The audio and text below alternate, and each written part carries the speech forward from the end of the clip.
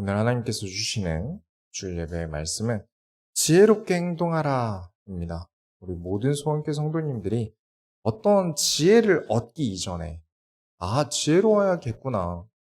내가 어떤 것들을 보고 듣기 전에 내가 지금 하나님이 주시는 지혜 속에서 해야 되는구나. 또한 지혜롭고자 해야 되고 더 알고자 해야 되고 더 배우고자 해야 되는구나라는 걸 오늘 꼭 알게 되시길 바랍니다. 서론으로 들어갑니다. 이런 표현을 쓰면 안 되겠지만 그래도 쓸 수밖에 없는 것을 용서하십시오. 교회가 무지한 기독교가 되어가요. 이게 참 가슴이 아픈데 이유가 있어요. 제가 이 단어를 쓸 수밖에 없는 이유가 무엇이냐면 제가 올해 초반부터 시작해서 올해에서 계속 하나님께 구하고 있는 게 있습니다. 무엇이었냐면 개신교의 인구율이 계속 줄어가요. 심각하게 감소해 가는데 이렇게까지 감소한 것은 모든 종교인들에게 참 악영향이에요. 종교를 가지고 사회를 살아간다는 게 점점 어려워진다는 거예요. 예전에는 당당하게 말할 수 있었어요.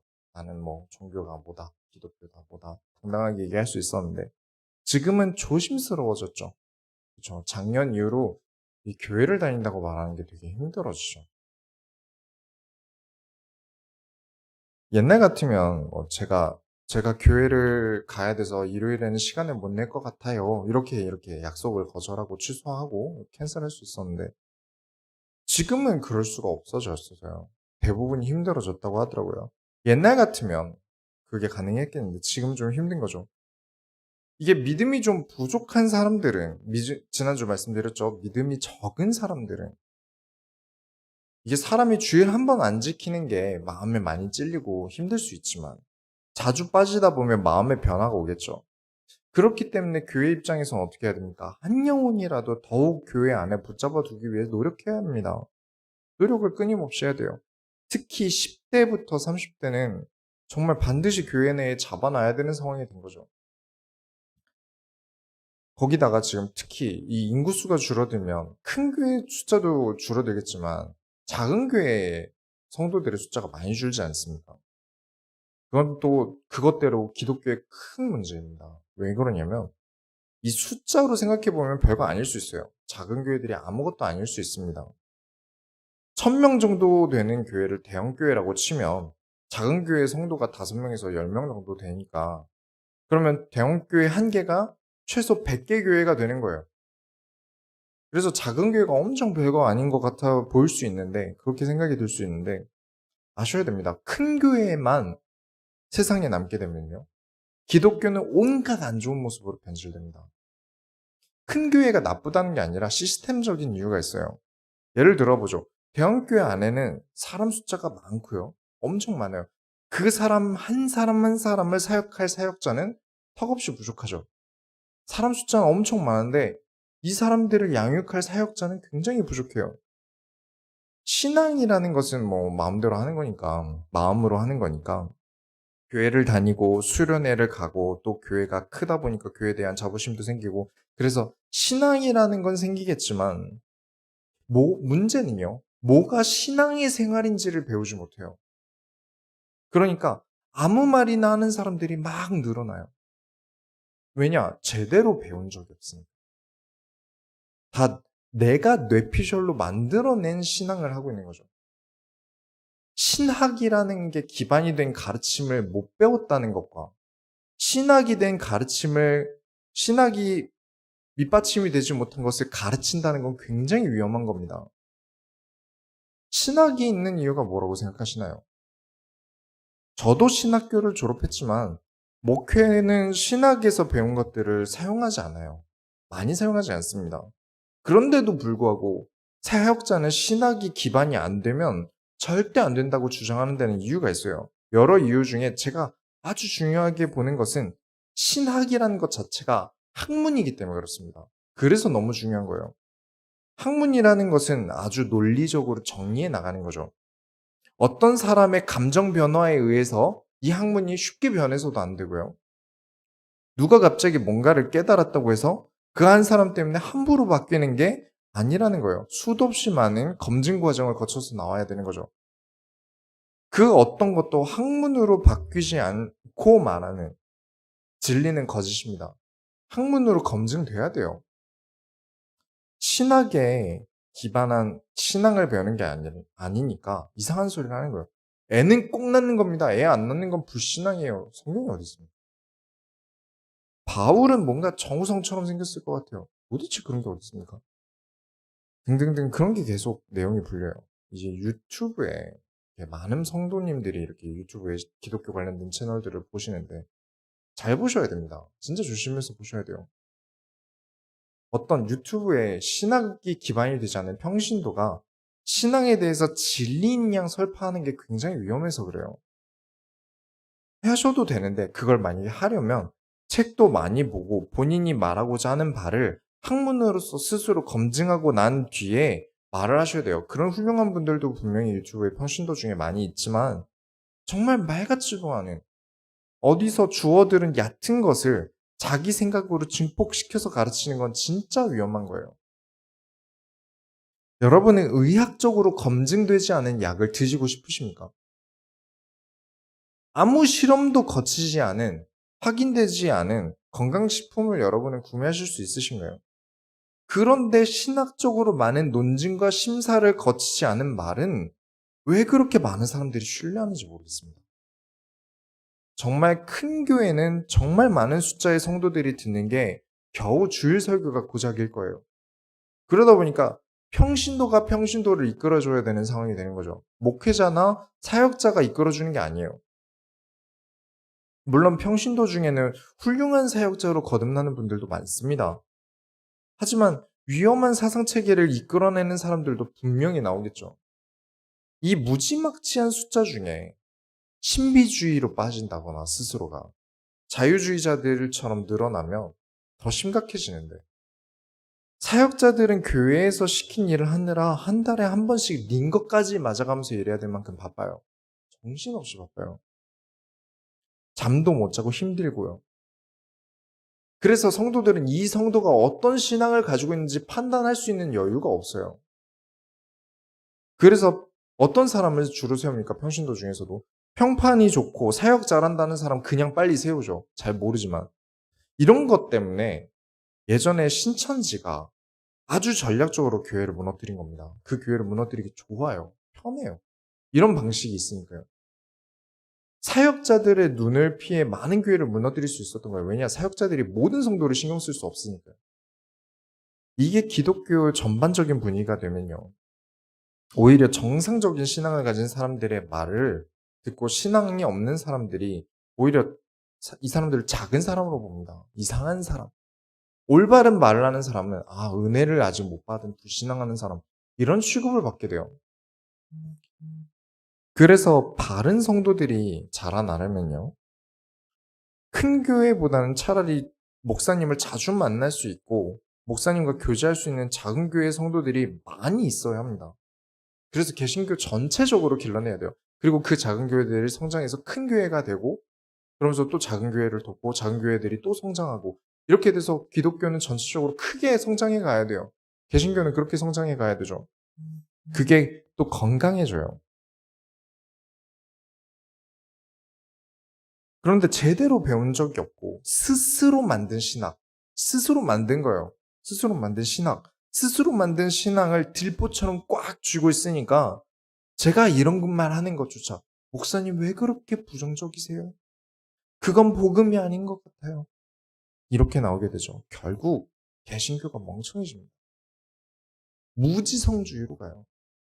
지금 그런 결과들이 계속 나오니까 이 개신교의 지성인들이 막아보려고 참 많이 노력합니다. 근데 희한하죠. 이런 지성인 유튜브 구독자 수보다요.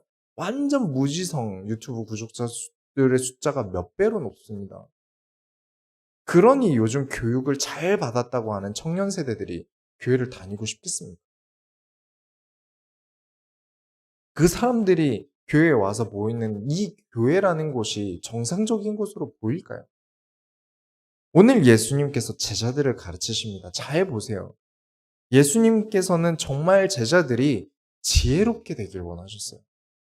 지혜롭게 행동하길 원하셨습니다. 그걸 증명하겠습니다. 저와 여러분이 오늘 말씀을 들으면서 그래, 제자란 이런 것이구나. 우리가 예수님을 배울 때 예수님의 가르침을 받을 때 왜 그냥 무지하게 받으면 안 되는지, 아무 생각 없이 하나님 은혜로 깨닫는 거니까 듣다 보면 깨닫겠지. 그게 아닌 얼마나 깊이 있는 말씀을 우리에게 주셨는지 알게 되시길 바랍니다. 본론으로 들어갑니다. 지혜롭길 바라셨어요. 마태복음 10장을 보면 10장 1절에 예수께서 그의 12제자를 부르사 더러운 귀신을 쫓아내며 모든 병과 모든 약한 것을 고치는 권능을 주시니라. 이러시면서 이제 12사도를 세우세요. 제자죠. 베드로, 안드레, 야고보, 요한, 빌립, 바돌로메, 도마, 마태, 야고보, 다데오, 시몬, 유다 이렇게 12명을 세우세요. 그리고는 5절부터 6절에 예수께서 이 12를 내보내시며 명하여 이르시되 이방인의 길로도 가지 말고 사마리아인의 고을에도 들어가지 말고 오히려 이스라엘의 잃어버린 양에게로 가라. 이방인, 사마리아인 이 둘은 유대인이 아닙니다. 같은 민족 사람들이 아니에요. 지금 제자들에게 유대인에게로만 가라고 하셨어요. 이방인에게 구원을 주지 않으시려고 차별하시는 걸까요? 그게 아닙니다. 모든 일에는 순서가 있는 거예요. 10장 7절에 가면서 전파하며 말하되 천국이 가까이 왔다 하고 제자들도 이 말을 전파하기는 하지만 제자들도 이 천국 복음이라는 말이 천국이 가까이 왔다는 말을 완전히 이해하고 있겠습니까? 그것도 아니겠죠. 이방인들은 성경에 대해서 잘 모르기 때문에 설명하고 있을 만한 시간적 여유도 없는 거죠. 근데 지금 이 제자들을 내보내시는 것은 제자들을 가르치시기 위함이지 다른 사역을 위함이 아닌 거죠. 10장 8절에 병든 자를 고치며 죽은 자를 살리며 나병한 자를 깨끗하게 하며 귀신을 쫓아내되 너희가 거저받았으니 거저주라. 이 구절을 보고 참 사람들은 이상해요. 이상하게 문단을 나눠요. 병든 자를 고치며 귀신을 쫓아내되까지만 읽어요. 너희가 거저받았으니 거저주라만 또 따로 읽어요. 같이 있는 구절인데요. 인간이란 정말 이상합니다. 지금 이 구절은 예수님께서 제자들을 가르치시는 구절 아닙니까? 현장 실습을 내보내시는 거예요. 아무 곳에나 보내신 게 아니라 지금 이 제자들이 성장할 수 있는 곳을 선택해서 보내신 겁니다. 예수님이 이 현장 실습을 보내실 때 돈도 못 가져가게 하시고요. 옷도 지팡이도 가져가지 못하게 하셨어요. 가서 잘 될 수도 있지만 문전박대도 당할 거라고 하시면서 보내셨어요. 사람들은요, 차이면 어떻게 됩니까? 기분이 나쁘죠. 고백했는데 차이면 기분이 나빠요. 아니, 이게 얼마나 중요한 건데. 아니, 병을 낫게 해주겠다고 해도 싫대. 그런 제자들에게 너희도 거저받았지 않냐? 거저줘라. 무슨 뜻이죠? 너희가 뭘 대단한 걸 해서 내가 너희에게 권능을 준 줄 아느냐? 믿음이라는 것은 무엇이라고 생각하느냐? 내가 너희에게 된다고 한 것은 되리라. 곧 너희가 믿을 것은 예수님뿐이다. 이걸 가르치시기 위해서 보내신 거예요. 이걸 다 따로 읽으니까 어떻게 되냐면 아니 목사님이 예수님께서 권능을 우리에게 주셨다고 하지 않았습니까? 그러면 우리가 병 낫게 할 수도 있고 귀신도 내어주실 수 있는 거 아닙니까? 그런데 왜 자꾸 목사님은 예수님께서 하셔야 되는 것이지 우리가 해서 될 게 아니라고 가르치십니까? 나중에 마태복음 17장에서 다루겠지만 제자들이 귀신 들린 아이를 못 고치는 장면이 나옵니다. 그걸 보고 예수님께서 너희 믿음은 겨자씨보다도 작다고 뭐라고 하세요. 일단 이에 대해서는 들을 이야기가 많지만 우리가 17장도 할 것이기 때문에 넘어가도록 하지만 권능을 주셨다면요. 내 거다. 내가 내 뜻대로 내 마음대로 쓸 수 있는 거다. 라고 한다면요. 그 권능은 어떻게 해야 나오는지 권능이 나오는 스킬에 대해서는 예수님이 한 번도 안 가르치세요. 권능은 이렇게 해서 나온단다. 자, 자세는 이렇게 잡고 전혀요. 예수님께서 지금 제자들에게 바라시는 것은 권능에 초점이 있는 게 아닌 거죠. 오히려 지혜를 주세요. 가서 막 무식하게 하면 어떻게든 된다? 아니면 뭐 잘 회유해라? 그런 지식이 아닙니다. 16절에 보라 내가 너희를 보냄이 양을 이리 가운데에 보냄과 같도다. 그러므로 너희는 뱀같이 지혜롭고 비둘기같이 순결하라. 그리스도인이 세상에 나가서 살아감은 마치 이리 가운데로 들어가는 양과 같습니다. 그러므로 모든 성도님들과 제자들은 뱀같이 죄로 비둘기같이 순결해야 합니다. 어떠한 나의 이득을 위한 것이 아니라 거저 주신 것이니 나도 대가 없이 줄 만큼 순결하되 목적이 분명한 만큼 목적을 이루는 데선 지혜로워야 합니다. 머리를 쓰는 것, 지혜로운 것을 인본주의다, 세속주의다, 자유주의다 갖다 붙이는데 진짜 심각한 일이에요. 예수님은 절대 제자들을 무식하게 만들지 않으셨습니다. 20절에 말하는 이는 너희가 아니라 너희 속에 말씀하시는 이 곧 너희 아버지의 성령이시니라 이 말만 믿고요. 또 지혜로울 필요 없다. 배울 필요 없다. 제가 개척을 하기 전에 있던 교회에서 사임을 할 때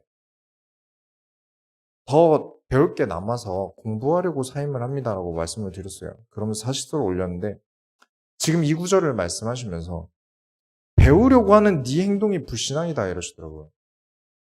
순간 역겨움이 턱 밑까지 딱 차오르는데 18절부터 19절 보세요. 이 말이 나오기 전, 이 20절이 나오기 전 18절부터 19절을 보시면 또 너희가 나로 말미암아 총독들과 임금들 앞에 끌려가리니 이는 그들과 이방인들에게 증거가 되게 하려 하심이라. 너희를 넘겨줄 때 어떻게 또는 무엇을 말할까 염려하지 말라. 그때 너희에게 할 말을 주시리니 그냥 아무 때나 할 말을 주시겠다고 하신 게 아닙니다. 내가 하나님의 일을 하다가 어려운 일을 당할 때, 고난을 당할 때, 내가 천국 복음을 전하다가 부득이하게 어려운 일을 당할 때, 그때 주신다는 거죠. 막 아무 데서나 막 쳐들어가서 전도한다고 하고, 막 학교 선생님이 갑자기 수업 안 하고 칠판에다가 예수님은 누구신지 설명하고, 이러면서 막 1시간 동안 전도하고, 지혜롭지 못하죠. 지혜롭지 못한 거예요. 민폐죠. 그렇게 해놓고 사람들이 문제 삼으면 내가 예수 이름으로 고난을 받는다. 진짜 이 구절의 의미는요. 지혜롭게 행동하였으나 분명히 지혜롭게 너무 잘 행동했는데도 불구하고 하나님이 계획이 있으셔서 주님으로 인해 우리가 고난을 받을 때를 하나님께서 만드실 때, 우리에게 주실 때 성령께서 그 고난을 받을 때 할 말을 주시리라 이 뜻이죠. 근데 아무 때나 배울 필요 없다. 하나님이 다 주실 텐데. 고민할 필요 없고 생각할 필요 없고 지혜로울 필요 없다. 하나님이 다 지혜로 주실 거고 성령으로 역사하실 건데 이거 믿음이라고 생각합니다. 듣기엔 믿음 같아 보이죠? 아닙니다. 전혀 아니에요. 대놓고 성경에 이렇게 써있는 이렇게 대놓고 써있는 얘기들을 하나님의 말씀도 그렇게 왜곡해서 본다면 성령께서 나에게 마음에 주시는 말씀을 왜곡 안 할 자신 있으십니까? 지혜가 없다는 건 무서운 거예요. 지혜 없이 하나님의 음성을 들을 수 있다는 것은 정말 치명적인 것이고요. 두 번째로 고난받을 때 어떻게 해야 합니까? 예수님께서 제자들을 가르치실 때는 전도는 어떻게 해야 한다? 어떤 방법이 있다? 어디 써 있습니까? 안 써 있어요. 그런 걸 가르치신 게 아니에요. 저는 성경 어디에도요. 방언하는 방법을 가르쳐 주셨거나 병을 낫게 하려면 어떻게 해야 된다고 가르쳐 주시는 걸 본 적이 없습니다. 그러나 고난을 받을 때는 어떻게 해야 하는지를 많이 가르치셨어요. 그런데 그 고난을 피하는 방법을 가르쳐 주신 게 아니에요. 고난은 받는 거다. 그러나 두려워 말아라 라고 가르치셨어요. 예수를 진짜 믿으면 고난을 받을 일이 생깁니다. 이건 과거나 지금이나 마찬가지예요. 기독교 인구수 줄어들면서 정말 주의 길을 가는 사람들에게는 이제 고난이 많아지는 건 맞는 얘기인 것 같아요. 예수님께서 어떤 고난이 있을 것인지를 말씀하시는데요. 형제가 형제를 죽일 일이 있을 것이고 아버지가 자식을 죽으라고 내어주고 자식이 부모를 대적할 일이 있을 것이다. 그러나 22절에 또 너희가 내 이름으로 말미암아 모든 사람에게 미움을 받을 것이나 끝까지 견디는 자는 구원을 얻으리라. 그런데 이 말도 잘라서 들어요. 막 행동해 놓고 아무렇게나 행동하고 미움받아도 끝까지 견디면서 계속 미움받을 짓을 해요. 그래서 그러지 마시고 지혜롭게 행동하시죠. 너무 이렇게 분란 만들지 말고 우리 지혜롭게 행동합시다 말하면 목사님 그러면 구원을 못 받아요. 답답합니다. 지금 설교하는 내내 고구마를 생으로 목구멍에 넣고 있는 기분이에요. 28절에 몸은 죽여도 영혼은 능히 죽이지 못하는 자들을 두려워하지 말고 오직 몸과 영혼을 능히 지옥에 멸하실 수 있는 일을 두려워하라. 우리가 구원을 받을 사람들과 구원받지 못한 사람 무슨 차이가 있습니까? 예수 믿은 뒤에 시력이 더 올라가셨나요? 더 예뻐졌습니까? 아니면 키가 더 커졌습니까? 아니면 막 경제 흐름이 막 보여서 사모님이 띄워주셨나요? 그 어떤 것도 없었죠. 우리에게는 하나님이 함께 하십니다. 그것만 바뀌어요. 하나님을 두려워하라. 하나님을 두려워한다는 말을 또 정말 잘못 알고 있는 분들도 많으세요. 하나님은 좋으신 하나님이라고 해야죠. 우리에게 자유를 주신 좋으신 하나님이신데 어떻게 하나님을 두려워하라고 가르치십니까? 성경에 써있는데도 불구하고 구원은 자유다 라는 관념이 들보가 되어서 하나님을 두려워해야 한다는 진실을 제대로 보지 못하는 그룹들이 있어요. 그런 사람들이 있어요. 사람이란 동물은요. 스승이 두렵지 않으면요. 가르침을 제대로 받지 않습니다. 희한하죠. 학생 입장에서는 무서운 스승은 만나기 싫겠지만 배운다는 관점에서는 어려운 스승을 만나는 게 제자 입장에서는 남는 게 많아요. 나쁜 스승 말고요. 어렵고 우리에게 좀 어려운 스승. 그리고 또 다른 관점으로 보자면 사람들이 웃긴 게 나는요. 나를 이해해 줄 사람에게 좀 더 못되게 굴어요. 걔는 이해해 줄 거야 하고 내가 좀 어려운데 신경을 써요. 약속을 하나 어겨야 할 때는 둘 중 하나 어겨야 될 때는 내가 더 친한 쪽 사람에게 양해를 구하고 행동하는데 사실 이게 기분이 나쁘거든요. 아니 나랑 더 친하면 나를 더 봐야지. 이래야 되는데 오히려 친하니까 밀어내요. 인간이란 참 희한해요. 하물며 눈에 보이지 않는 하나님께는 어떻게 하겠습니까? 당장 눈앞에 보이는 문제를 하나님보다 더 신경 쓰게 돼요. 당장 눈앞에 보이는 사람을 위해서라면 하나님도 버릴 수 있게 돼요. 하나님 잘 믿는다고 해도 아까 말씀드린 것처럼 자유를 좋아하는 사람들은 더더욱 이게 문제인데 하나님은 좋으신 하나님이야. 자유를 주신 하나님이야. 난 자유해. 그러면서 하나님의 뒤통수를 계속 쳐요. 하나님은 좋으신 하나님, 올드타임 유학굿 하면서 마약하러 가고요. 무대 위에서 마이크 잡고 좋으신 하나님인 줄 믿습니까? 하고 내려가선 이상한 짓 해요. 이게 무슨 동물의 왕국도 아니고요. 그렇기 때문에 우리는 하나님을 두려워해야 합니다. 행동, 어떤 행위는 본질이 아니라 중요하지 않다라고 생각하시는 분들도 계시더라고요. 전혀 하나님을 두려워하지 않는 발언입니다. 내 행동이 혹시라도 하나님을 무시하는 행동이 되지 않을까 조심하는 건 당연한 거예요. 눈에 보이는 사람은 내 영혼을 죽일 수 없어요. 그러나 내 영혼을 주장하시는 분은 하나님이시지 않습니까? 그렇기에 하나님을 두려워해야 합니다. 29절부터 30절에 참새 2마리가 한 아사리온에 팔리지 않느냐? 그러나 너희 아버지께서 허락하지 아니하시면 그 하나도 땅에 떨어뜨리지 아니하리라. 너희에게는 머리털까지 다 세신 바 되었나니. 31절에 두려워하지 말라. 너희는 많은 참새보다 귀하니라. 하나님이라고 사람들에게 두려운 모습으로 보이고 싶으시겠습니까? 여러분도 누군가에게 싫은 사람 되고 싶으세요? 무서운 사람 되고 싶으신가요? 아니죠. 보호하고 싶으시겠죠. 참새보다 귀한 인간이라는 말을 들어도 머리털까지 다 아신다입니까? 그게 아니라 다 세신다. 디테일을 보셔야죠. 직접 세셨다. 그만큼 우리에게 관심을 가지고 계신다는 겁니다. 그만큼 하나님은 우리에게 많은 관심과 사랑을 베풀고 계신다는 거예요. 하지만 인간이라는 존재는요. 그렇게 여유를 주면 하나님을 바라보지 않아요. 힘들고 다급하고 아플 때만 하나님을 찾지 지금 별 문제 없다 싶으면 바로 하나님을 떠납니다. 그래서 으름장을 넣으세요. 32절부터 33절에 누구든지 사람 앞에 나를 시인하면 나도 하늘에 계신 내 아버지 앞에서 그를 시인할 것이요. 누구든지 사람 앞에서 나를 부인하면 나도 하늘에 계신 내 아버지 앞에서 그를 부인하리라. 니들은 바리새인들과 핍박하는 사람들은 두려워하면서 나는 두렵지 않느냐? 하나님은 두렵지 않느냐? 결국 이 모든 이야기를 종합해보자면 하나님의 뜻을 위해 살아가는 사람은 핍박이 와도 걱정하지 말라는 것이지 아무것도 걱정하지 말고 살고 고민도 하지 말고 걱정도 하지 말고 살아라라는 뜻이 아닌 거죠. 핍박이라는 단어와 고난이라는 단어를 자꾸 빼고 가르치니까 자꾸 이상하게 배우잖아요. 두려워할 필요 없어. 다 불신앙이야. 걱정할 필요 없어. 뭐하러 고민을 해. 어렵게 생각해. 하나님이 다 해주실 텐데. 아니죠. 그 단어는 여기서 쓰는 게 아니라 내가 진짜 주의 일을 지혜롭게 하다가 고난 받을 때 쓰는 말입니다. 내가 핍박이 없을수록 어떻게 하나님이 원하시는 삶을 살 것인가 고민하셔야 합니다. 내가 편할수록 내가 어떻게 하나님 나라를 위해 교회를 위해 헌신할까 이렇게 여유롭고 평화롭고 별 문제 없을 때 어떻게든 하나님을 더 섬길까를 고민하고 있는 것이 진짜 올바른 성도예요. 그래서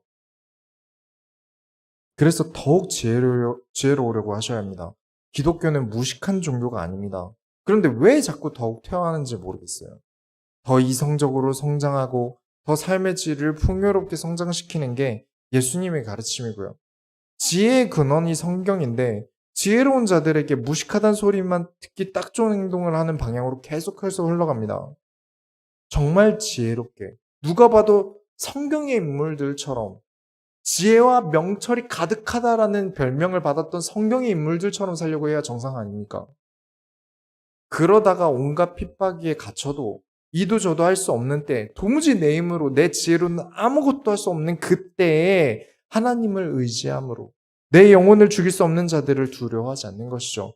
결국 평소에는 지혜롭게 행동하시는 것이 100번 맞습니다. 세 번째로, 지혜가 없는 곳은 피곤합니다. 누굴 피곤하게 할까요? 첫째는 예수님을 피곤하게 하고요. 둘째는 주변 사람을 피곤하게 합니다.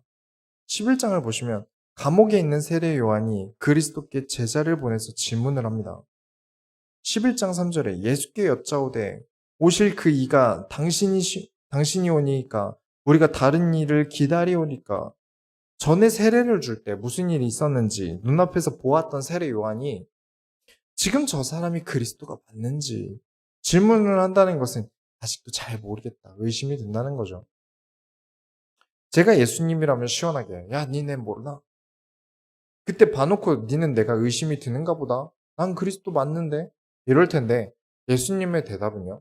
가서 요한한테 전해라. 5절에 11장 5절에 맹인이 보며 못 걷는 사람이 걸으며 나병 환자가 깨끗함을 받으며 못 듣는 자가 들으며 죽은 자가 살아나며 가난한 자에게 복음이 전파된다 하라.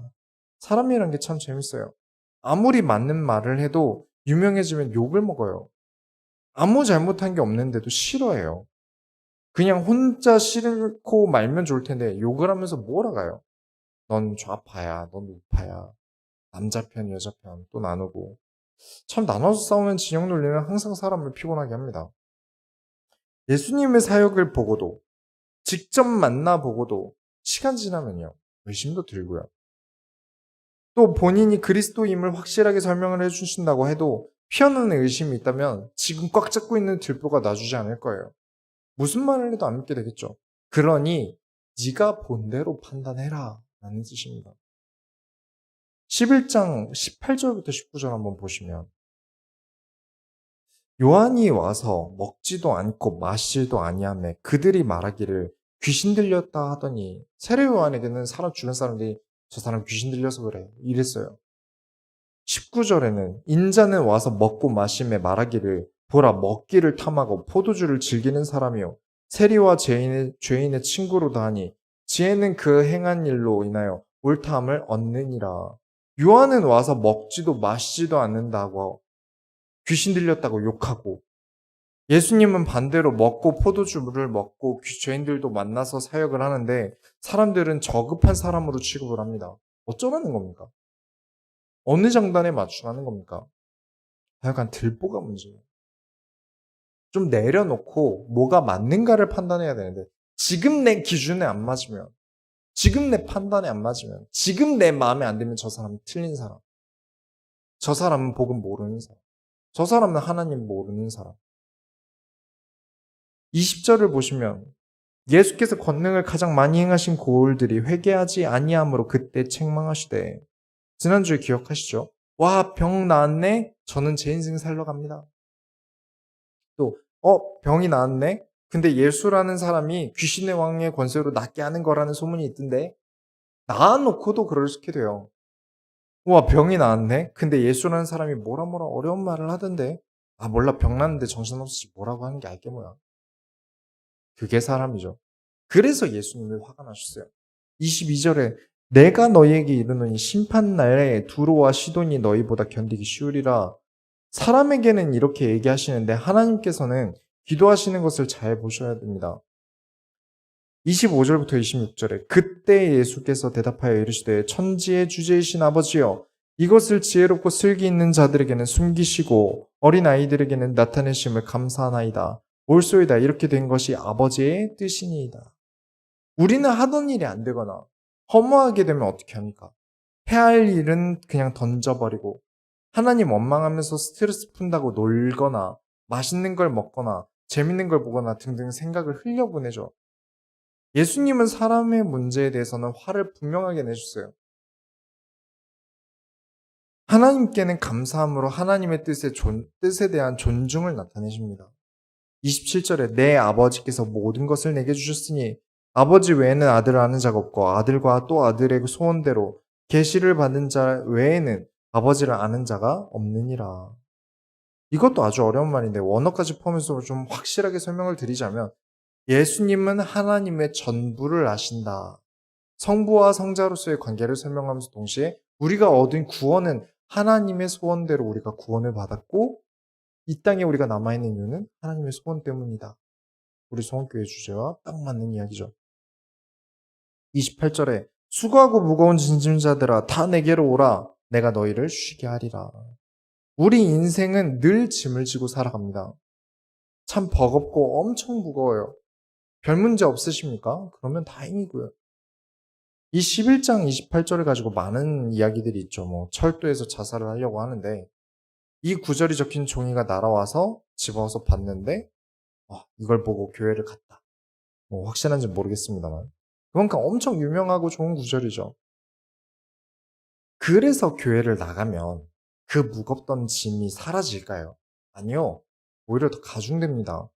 29절부터 30절에 나는 마음이 온유하고 겸손하니 나의 멍에를 메고 내게 배우라.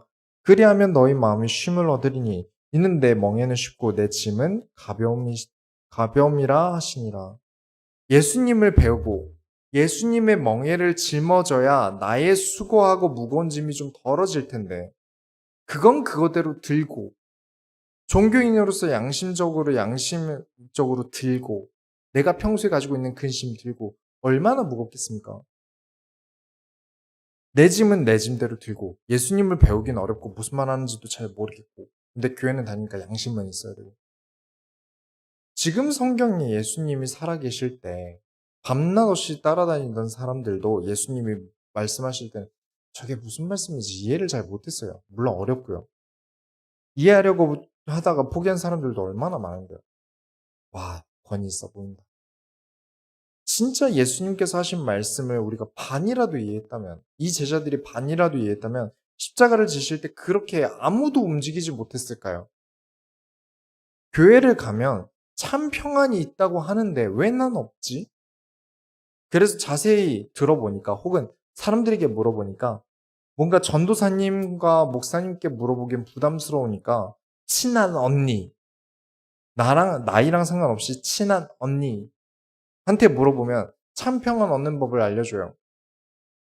아무 생각도 하지 말고 걱정하지 말고 모든 근심을 주께 맡기세요. 이렇게 가르치는데 사실 그 앞에 많은 부연 설명들이 있었을 거예요. 교역자들이나 목회자들이나. 근데 본인도 이해하기 어렵겠죠. 그래서 앞부분을 똑 떼고 기억하고 있는 거죠. 아무 생각하지 말고 걱정하지 말고 모든 근심을 주님께 맡기세요. 그래서 아무 생각을 안 해요. 그래서 정말 아무 생각이 안 든다면 그걸 하나님의 역사라고 생각해요. 아, 내가 이렇게 아무 생각을 안 할 수 있고 내가 이런 평안이 오다니 나는 정말 하나님 역사하시는구나. 그래서 나에게 역사하셨다. 하나님께서 나에게 평안과 자유와 안식을 주셨다고 믿어요. 예수 안에 참 자유와 평안과 안식이 있습니다. 그런데 예수님을 배우지 않고 그런 평안과 자유와 안식이 생긴다? 그건 하나님이 주신 게 아닐 거예요. 그냥 머리를 비운 거죠. 아니, 목사님은 정말 지식만 좋아하시는 지식적인 분이세요. 아무도 없을 때 기도하고 찬양할 때 얼마나 마음의 평안이 오는데요. 인정입니다. 정말 얼마나 귀한 시간인데요. 오늘 마태복음 설교만 들으신 분들은 오해하실 수 있어요. 오늘은 지혜에 대한 이야기니까요. 그런데 제가 이전에 했던 설교들에서는 하나님을 바라보는 찬양과 기도의 시간은 아주 중요하게 저도 생각하고요. 근거도 말씀을 드렸어요. 저에게 이런 시간이 없다면 저는 곡을 쓸 실력이 못 됩니다. 저는 악보도 볼 줄 모르고 피아노도 칠 줄 모르니까요.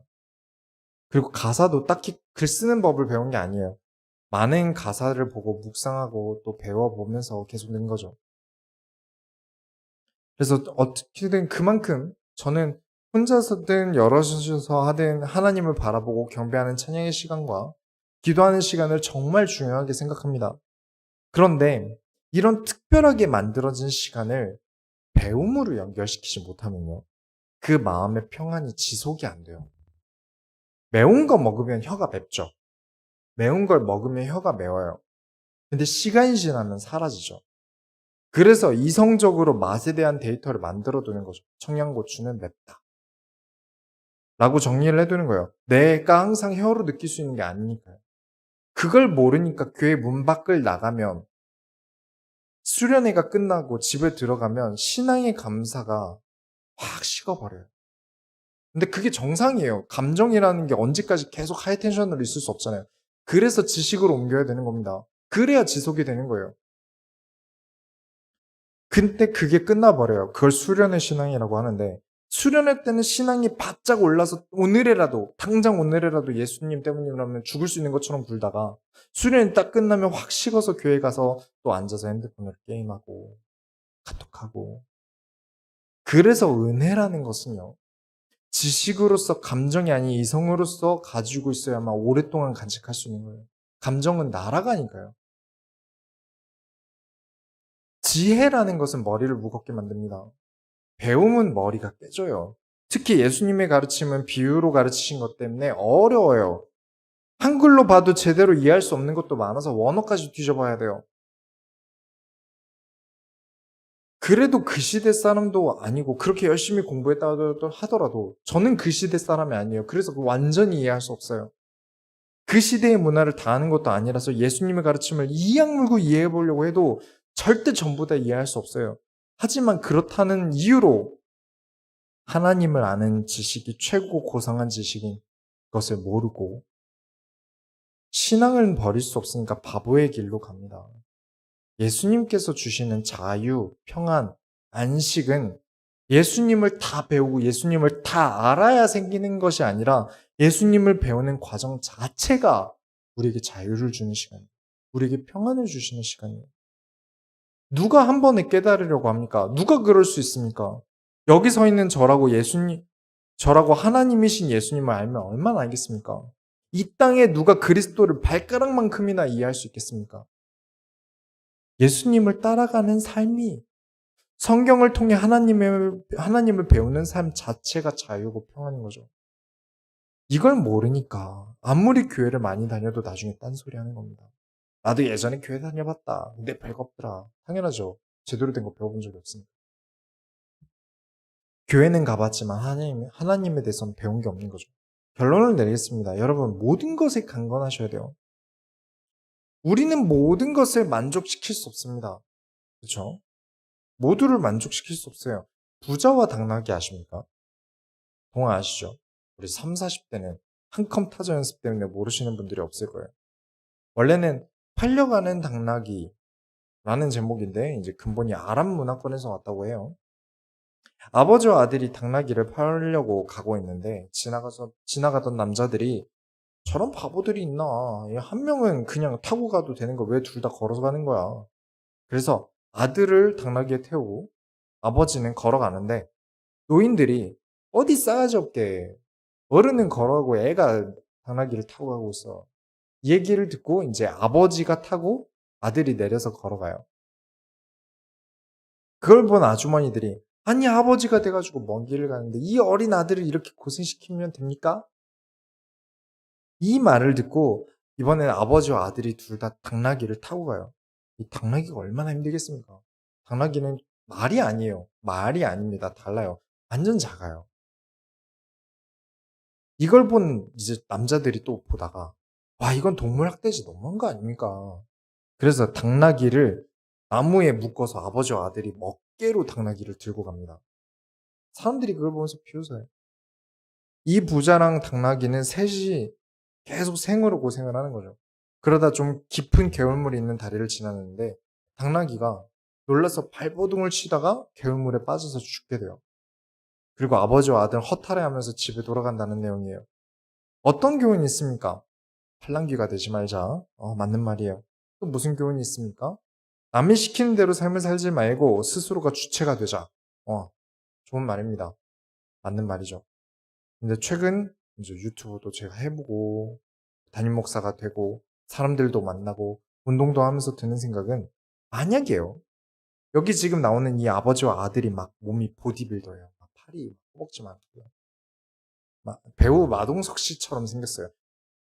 아니면 뭐 덩치는 큰데 뭐 온몸에 문신이 있다고 생각해 보세요. 누가 이 부자에게 고난이를 하겠습니까? 누가 어떻게 그럴 수가 있습니까? 한마디라도 할 수 있을까요? 누가 여기다 대고 흥기질을 할 수 있겠습니까? 야 어디 젊은 놈 아니 가세요. 이렇게 되겠죠. 야 누가 바보같이 당나귀를 안 타고 둘이 가세요. 아유 당나귀가 실하네. 이렇게 될 거예요. 여러분 강해지셔야 합니다. 몸도 마음도 강해지셔야 돼요. 모두가 건강하길 축원합니다. 삶의 여유가 있어야 냉정하게 지금 해야 할 것들을 판단합니다. 그러면 여유라는 건 어떤 겁니까? 여윳돈 같은 말을 많이 쓰죠. 사전적으로 넉넉하여 남음이라는 뜻이에요. 여유가 있다는 것은. 사람들이 감정적으로 여유가 없을 때는 주변에서 조금만 말을 거슬리게 해도 짜증이 나요. 평소 같으면 넘어갈 일을 지금 내가 심적으로 혹은 물질적으로 쪼들리니까 상대방을 받아줄 여유가 없는 거죠. 지식을 더 갖추는데 부담이 들고 여유가 없으니까 하나님을 배우려고 하지 않아요. 삶의 여유가 없으니까 하나님께 기대고 기도할 여유가 없어요. 내가 지금 너무 불안하니까 성경의 같은 장 안에 있는 내용도 보이지 않고 그래서 계속 내게 유리한 단어만 뺏어 읽어요. 전부 다 볼 여유가 없는 거죠. 몸이 너무 안 좋으니까 건강하고 싶어서 예수님을 찾으니 건강해지면 코빼기도 안 보이게 되고요. 왜냐? 그것만 있었으니까. 그것밖에는 다른 걸 챙길 여유가 없었으니까요. 주변 사람들이 나를 흔들어도 지혜롭게 행동하고 싶으시다면 주변 사람들이 나를 흔들려도 흔들리지 않고 진짜 하나님이 원하시는 것을 지혜롭게 찾아다니고 싶으시다면 영적으로도 이성적으로도 육신적으로도 강해지셔야 합니다. 건강해지셔야 돼요. 세상 시험들이 고난들이 닥쳐오는데 어떻게 안 두려워합니까? 하나님을 믿으니 두려워하지 말라 하는데 당장 어떻게 안 무서워해요? 지금까지 그리스도로 인해 박해당하고 순교하신 분들이 살아온 삶을 보면요. 그리고 순교하실 때 하셨던 말씀들을 보면 알 수 있습니다. 이분들이 고난 당할 때만 용기를 낸 게 아니에요. 그때만 강했던 게 아닙니다. 이분들은 평소에도 쫌생이에 하나님도 대충 알고 이런 분들이 아니세요.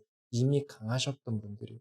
죽음 앞에 맞설 만큼 이미 하나님 말씀으로 강하셨던 분들이에요. 지난주에 마태 얘기해드렸죠. 제자들이 다 약했어요. 털끝 하나 누구에게 상한 적도 없는데 누구한테 당장 해침을 받은 적도 없는데 무서워서 도망갈 정도로 여유가 없었어요. 그런데 그 이후에 보면 매를 맞기도 하고요. 순교를 하기도 합니다. 태도가 달라져요. 강직함이 다른 거죠. 건강을 위해서 운동도 하고 약도 먹고 그런 건 다 하면서 왜 예수님을 향한 그리스도를 향한 지식에는 그렇게 사람들이 마음이 없나 모르겠습니다.